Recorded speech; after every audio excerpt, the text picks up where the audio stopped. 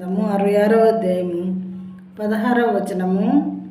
Come and hear all you who fear God, and I will tell you what he has done for my soul.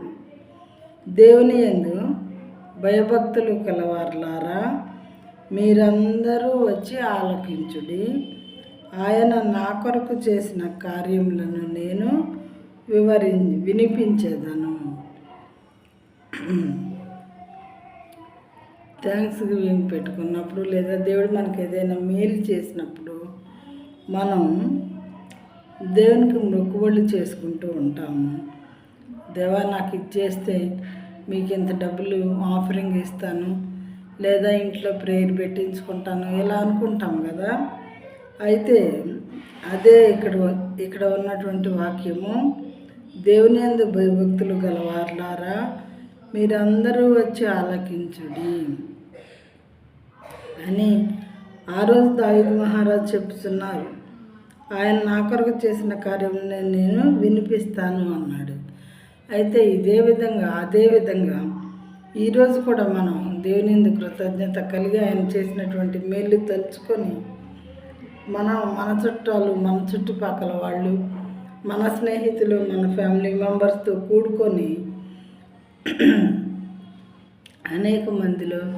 అనేక మంది మధ్యలో ఆయన చేసినటువంటి అద్భుతాలు, మన జీవితంలో ఆశ్చర్య కార్యాలు, ప్రేమ కలిగినటువంటి కార్యాలు అవన్నీ కూడా వివరించి దేవునికి కృతజ్ఞత తెలుపుకొని వారంగా ఉంటాము. మనం ఏదైనా సరే బస్సులో ప్రయాణిస్తున్నాం అనుకోండి, మనం నిలబడి ఉన్నాము, పక్క వాళ్ళు నిలబడి మనకు ఆ సీట్ ఇస్తే మనం ఎంతగానో కృతజ్ఞత కలిగి ఉండి థ్యాంక్స్ అని చెప్తాము. కొంతమంది అయితే 2 సార్లు 3 సార్లు చెప్తారు. అయితే అది దేనికి చెప్తున్నట్లు? కృతజ్ఞత అన్నమాట. వాళ్ళు మనకు సహాయం చేశారు కాబట్టి దానికి గ్రాటిట్యూడ్, కృతజ్ఞత కలిగి ఉండటం అన్నమాట. అయితే ఎందాసేమి దేవుని యందు భయభక్తులు కలవారులారా, మీరందరూ వచ్చి ఆలకించుడి.